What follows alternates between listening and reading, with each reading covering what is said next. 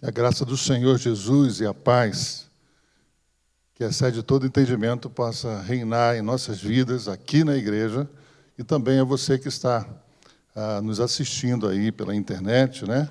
YouTube, outros canais, que você, assim como estamos aqui, possa estar aqui e possa estar aí celebrando ao Senhor, louvando a Ele na beleza da sua santidade.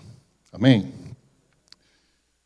Viva a compaixão é o tema em que a Junta de Missões Mundiais propôs, né? O pastor Geraldo até disse na quarta-feira passada, na outra quarta-feira, que esse tema, já em janeiro, né, foi produzido pela Junta de Missões Mundiais, e, na verdade, a motivação era a pandemia, esse momento tão difícil, né, que nós vivemos, né, no Brasil e no mundo, e uma das motivações foi a pandemia, o quanto a igreja desenvolveu a compaixão, né, através da área social, do evangelismo, né, em alguns cultos presenciais, mas também ajudando pela transmissão do evangelho, né, para que pessoas que não podiam sair de casa pudessem, então, louvar o Senhor, ouvir a palavra da verdade. Viver a compaixão é algo que não deve ficar só, né, nesse mês, porque, na verdade, é a nossa formação. Na verdade, é o que nos aproxima de Deus, né?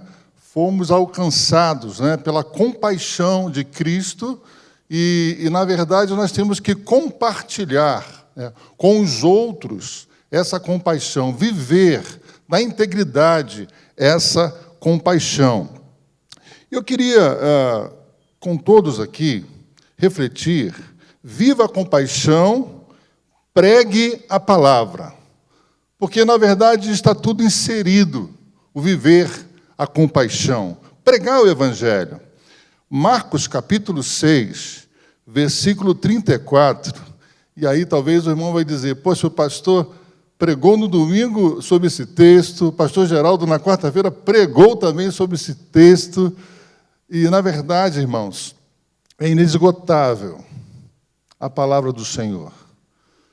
Porque eu assisti a mensagem do domingo pela manhã, assisti a mensagem do pastor Geraldo, mesmo não estando aqui, assisti e vi o quanto tem, tanta coisa tem sobre essa palavra compaixão.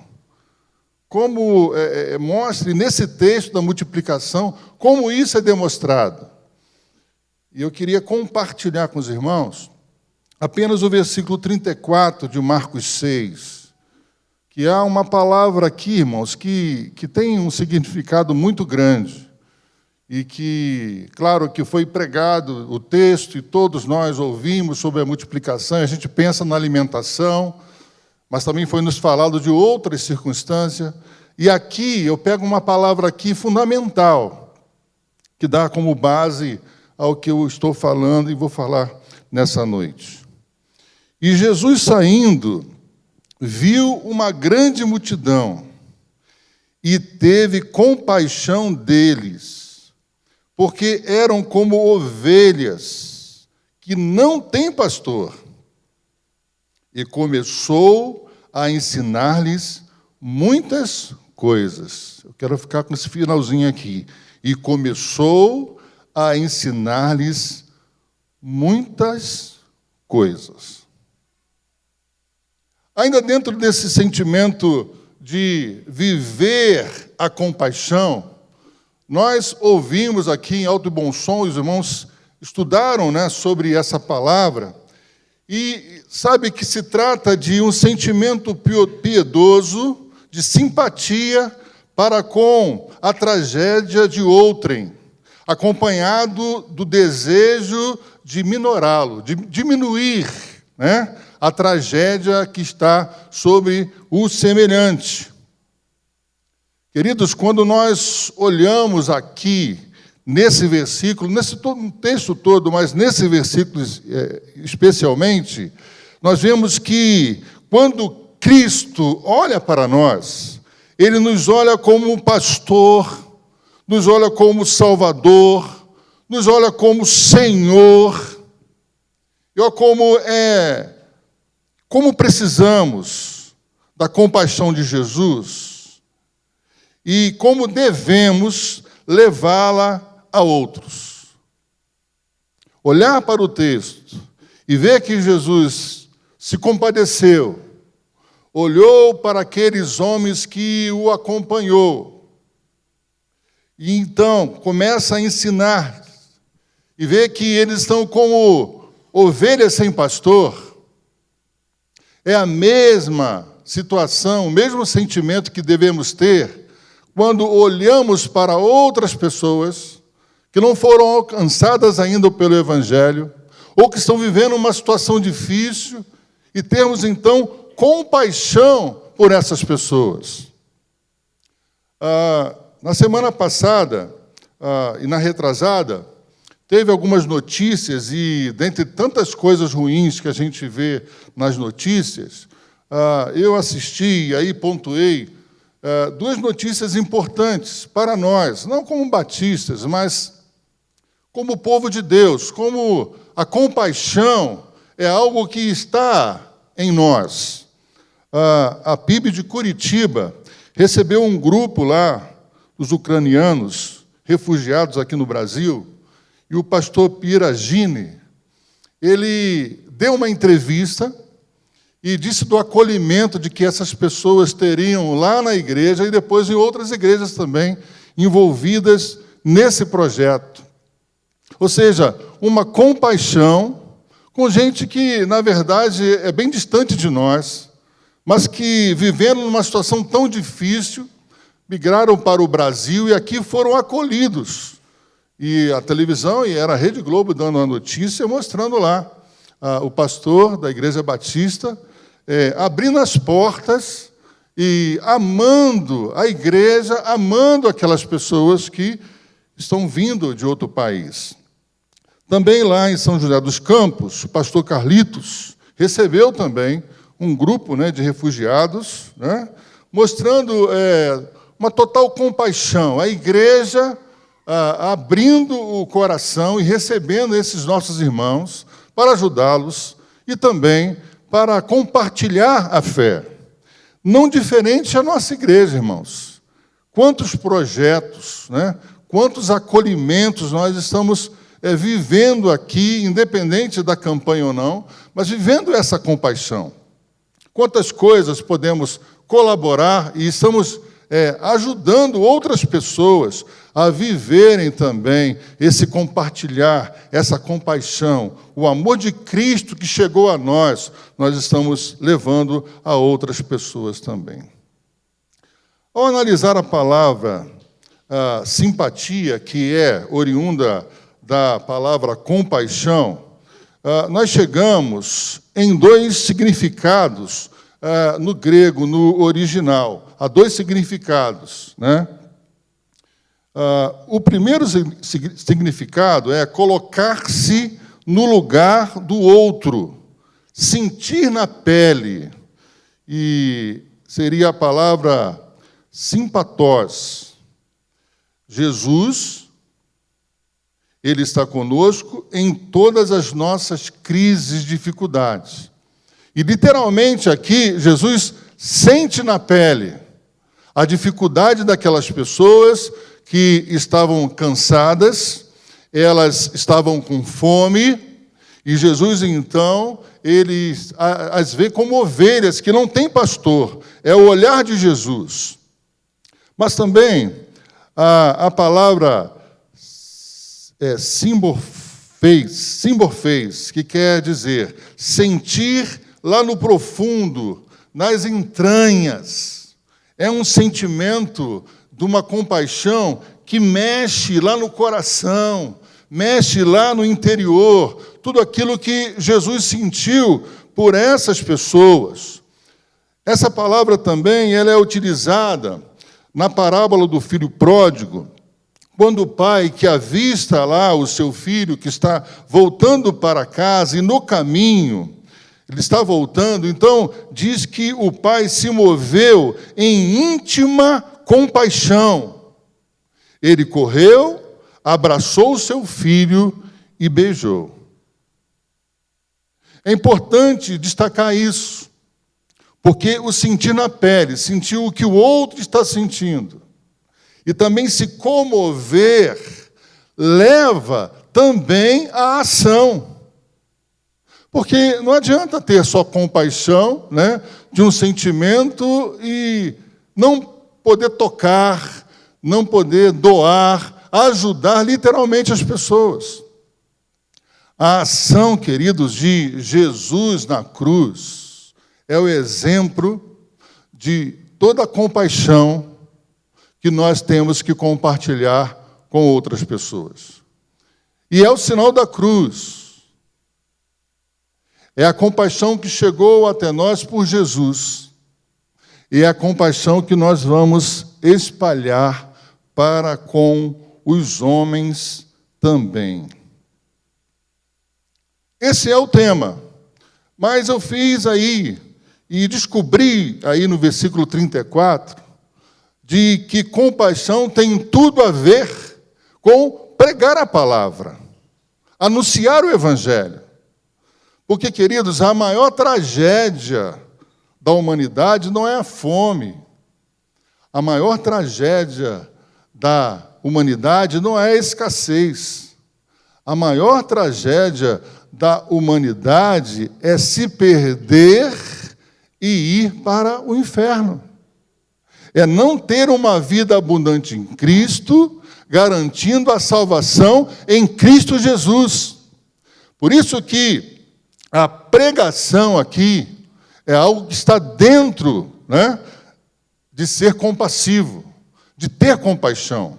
Analisem que o final do versículo 34 diz: e começou a ensinar-lhes muitas coisas. Nos outros evangelhos, os irmãos vão ver que Jesus curou, a menção sobre ele ter curado. E aqui, especificamente, há uma menção em Marcos de que ele começou a ensinar muitas coisas. Jesus aqui, diante de uma situação difícil daquele povo, antes de compartilhar o pão e os peixes, Jesus compartilhou a palavra. Nós, quando olhamos, e o pastor Geraldo lembrou na quarta-feira passada, quando nós lemos e ouvimos sobre esse texto, nós apenas pensamos no milagre da multiplicação.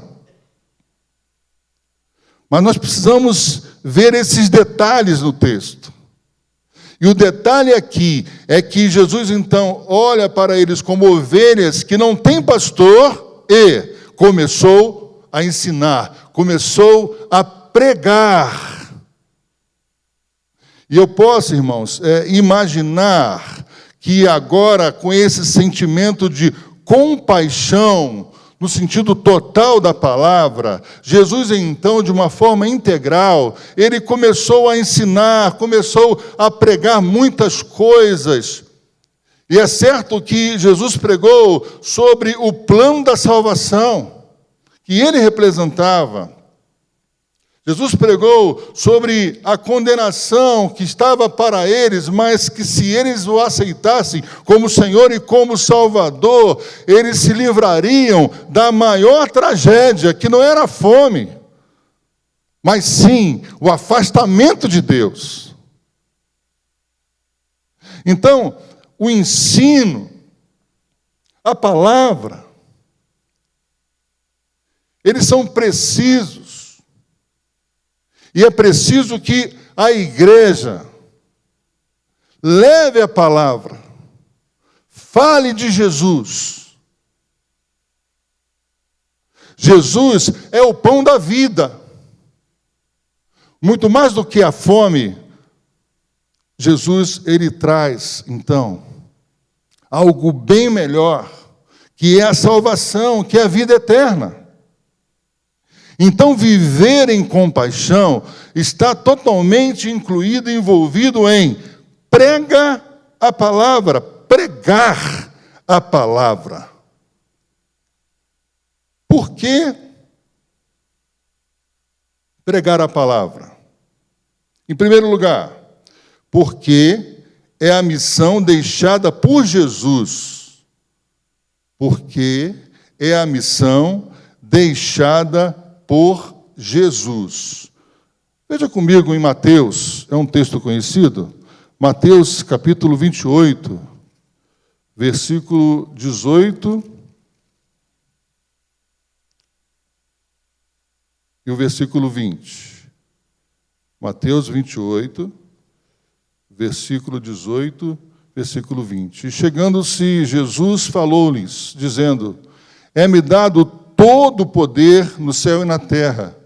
Portanto, ide, ensinai todas as nações, batizando-as em nome do Pai, do Filho e do Espírito Santo, ensinando-as a guardar todas as coisas que eu vos tenho mandado.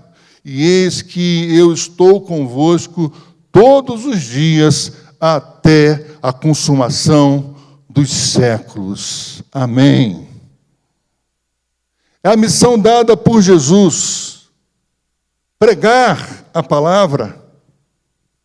E ele, então, coloca sobre ele toda a autoridade no céu e na terra e delega essa autoridade para que a igreja, indo, pregue a palavra, ensine, batize, leve outras pessoas, ensine todos a guardar a palavra de Deus. Então, o pregar a palavra é uma missão dada por Jesus para cada um de nós. E nós não podemos fugir, e não podemos delegar essa missão apenas a pastores, missionários, não. É para toda a igreja, onde você estiver indo, pregue a palavra. Tenha compaixão das pessoas que precisam dessa palavra, Jesus, o pão da vida. Marcos, capítulo 3, versículo 14, voltando para o Evangelho de Marcos, capítulo 3,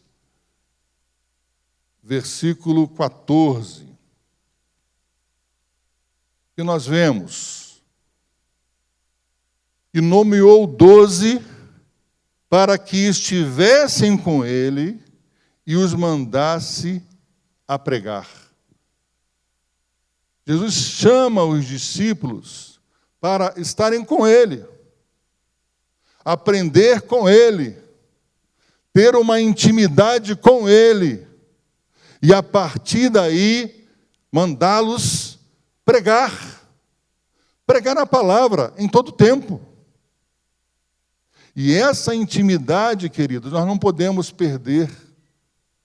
Essa intimidade com Jesus nós não podemos perder, porque é ela que vai nos capacitar para pregarmos uma palavra que possa ter efeito na vida de muitas pessoas pela ação do Espírito Santo, através da palavra de Deus revelada. É a missão deixada por Jesus, pregar a palavra. Assim foram os discípulos, apóstolos, a igreja primitiva, o apóstolo Paulo em suas viagens missionárias, a igreja em toda a sua história, pregando a palavra de Deus. Esse é o exercício da compaixão que nos alcançou. Mas em 1 Coríntios, capítulo 9, versículo 16, eu vou ler muitos versículos aqui, irmãos, dessa vez, gostaria que você acompanhasse aí. 1 Coríntios, capítulo 9, versículo 16, é interessante a forma como é colocada esse chamado para a pregação.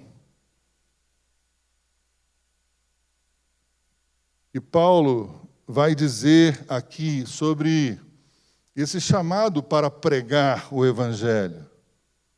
Porque se anuncio o Evangelho, não tenho que me gloriar, pois me é imposta essa obrigação.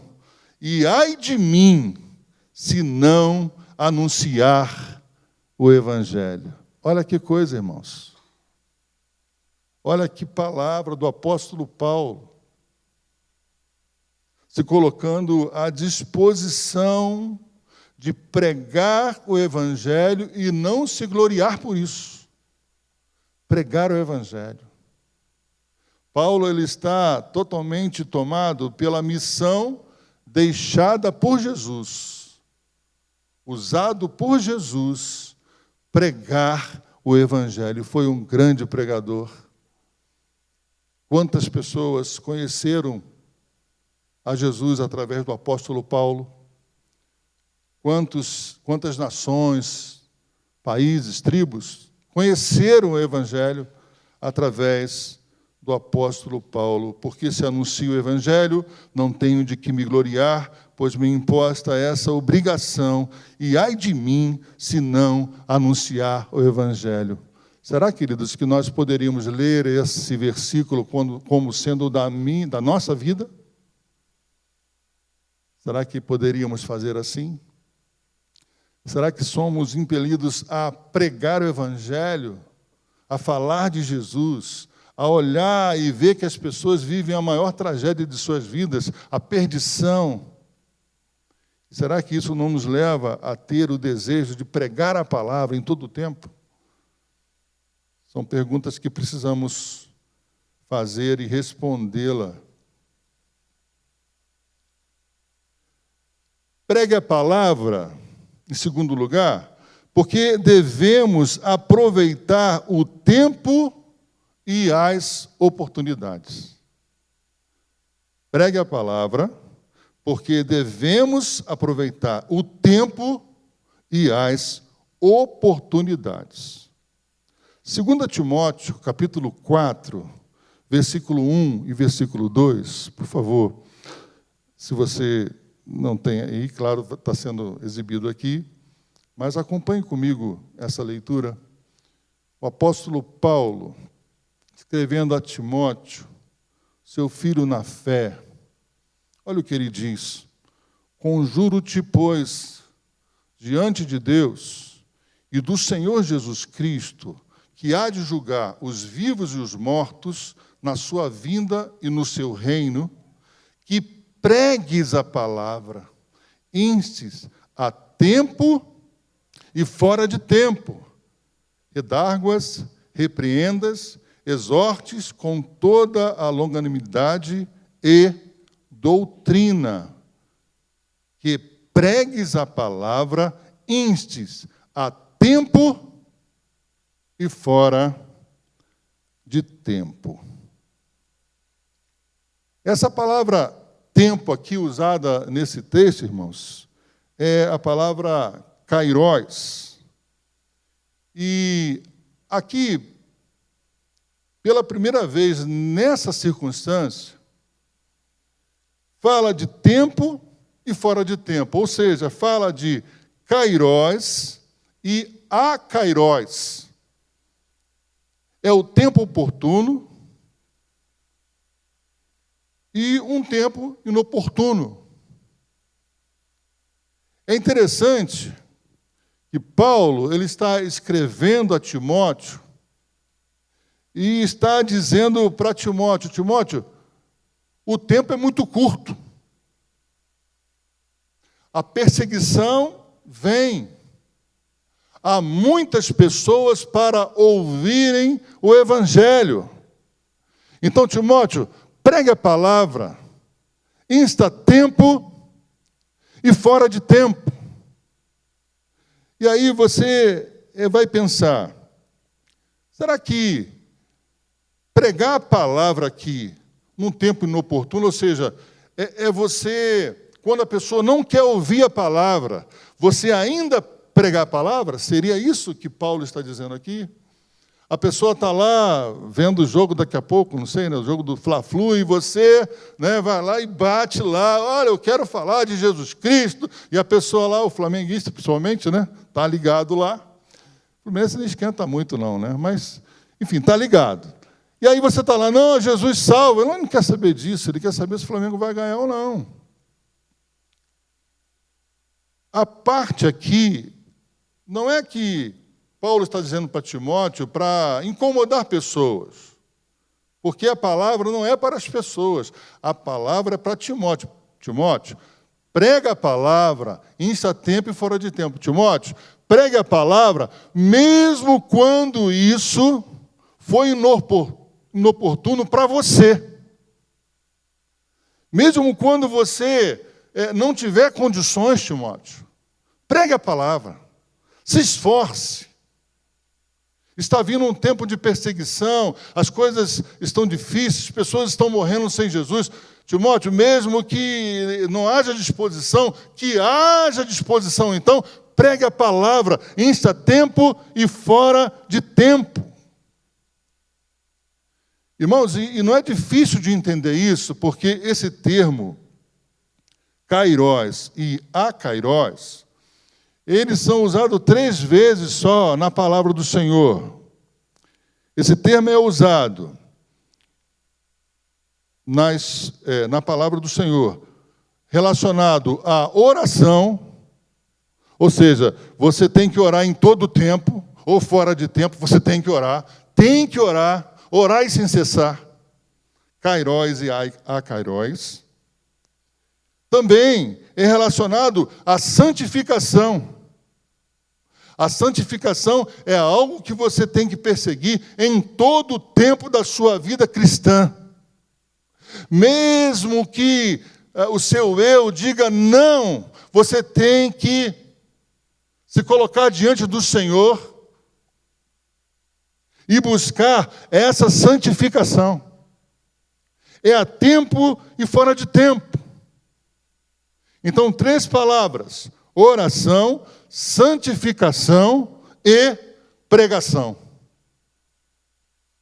A palavra do Senhor não pode ficar retida, ela precisa ser pregada, insta tempo e fora de tempo. Porque, irmãos, o que mais acontece conosco é as distrações da vida e o não cumprimento daquilo que é a ordem do Senhor Jesus. Ide, pregai. E se ele diz isso, porque isto é necessário, nós vamos ver, porque isto é necessário, a pregação é necessária. E ela faz parte desse bojo chamado compaixão.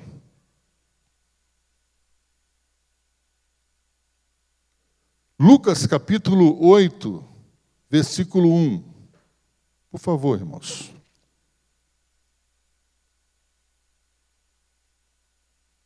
Lucas 8, 1. Devemos aproveitar o tempo e as oportunidades. Veja aqui. E aconteceu depois disso que andava de cidade em cidade, de aldeia em aldeia, pregando e anunciando o evangelho do reino de Deus, e os 12 iam com ele. Jesus está aproveitando todo o tempo aqui, toda a oportunidade de ir de cidade em cidade. E os 12, então, vão com ele e começam essa prática de não só em uma cidade. Em alguns momentos, Jesus está numa cidade e os discípulos estão em outras cidades. E há, então, um aproveitamento do tempo e da oportunidade. Era o momento. O Evangelho, pregado pelo próprio Senhor no ministério de 3 anos.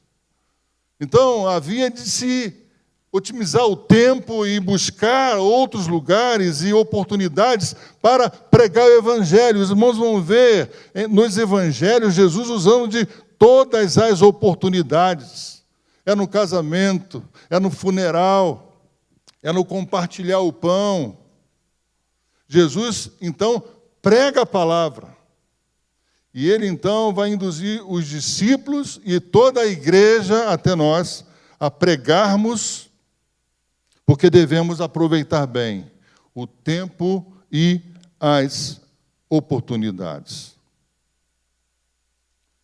Agora veja em Mateus capítulo 10, versículo 27.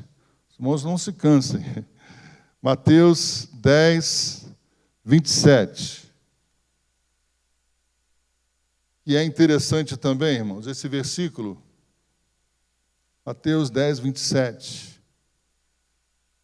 Jesus dizendo: o que vos digo em trevas, dizei-o em luz, e o que escutais ao ouvido, pregai-o sobre os telhados.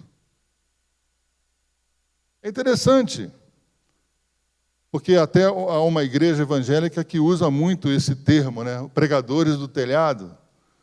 E isso até torna curioso, porque você não vai ver no livro de Atos e nos evangelhos os discípulos subindo em cima de telhado para poder pregar, para poder, então, verbalizar melhor, né, o evangelho. Porque aqui é um sentido figurado.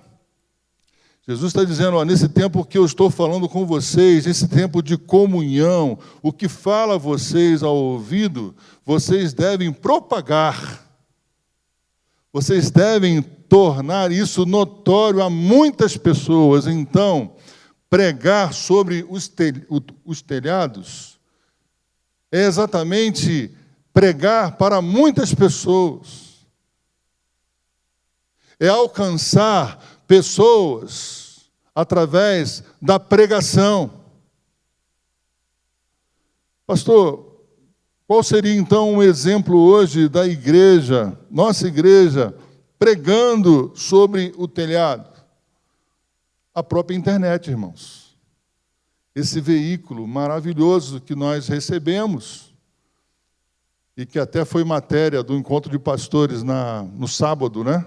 Sobre a tecnologia na igreja, e muitas pessoas contestando, não, isso não serve não, porque a igreja está esvaziando, as pessoas estão ficando em casa, muitos pastores reclamando, mas muitos reconhecendo que essa é uma grande ferramenta que a igreja tem usado para a propagação do evangelho. Isso é pregar no telhado. Isso é dar publicidade a Jesus Cristo, não à igreja, porque o propósito da internet não é tornar a igreja mais conhecida e mais bonita, a melhor do mundo, não. É mostrar que existe um Salvador que nos livrou, que nos salvou, e que agora essa palavra não está presa, ela está indo aqui para todo mundo, irmãos. Eu não tenho dúvida de dizer, irmãos, que a internet e todas as formas que nós estamos usando é do agrado do Senhor, porque está abreviando a sua volta. Jesus está voltando. E é necessário que se pregue a palavra em todo o tempo. Mas, por último, queridos, pregue a palavra porque ansiamos por sua volta e o pleno estabelecimento do seu reinado.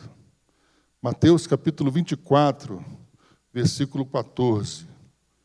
Mateus 24, versículo 14.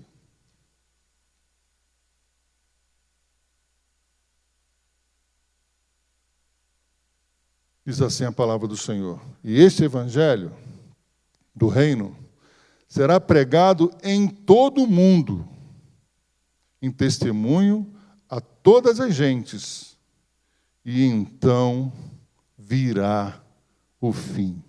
Eu vou repetir. E esse evangelho do reino será pregado em todo o mundo, em testemunho a todas as gentes, e então virá o fim.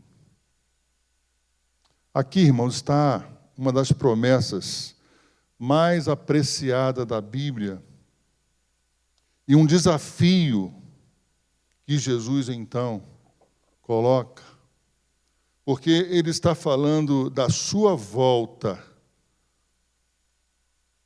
e ele coloca uma condição: a pregação do Evangelho por todo mundo. A igreja, cada um de nós, precisamos pregar esse evangelho, o evangelho de Jesus, o evangelho do reino. Nós entendemos que Jesus inaugura o seu reinado na sua vinda, sim. E ele vai dizer que o reino está entre nós, sim. Mas o estabelecimento, a conclusão geral desse reino será na sua segunda vinda. E ele está dizendo que esse evangelho será pregado em todo o mundo, em testemunho a todas as gentes. Então virá o fim. Precisamos, irmãos, valer dessa palavra e fazer a nossa missão, a missão da igreja, pregar a palavra.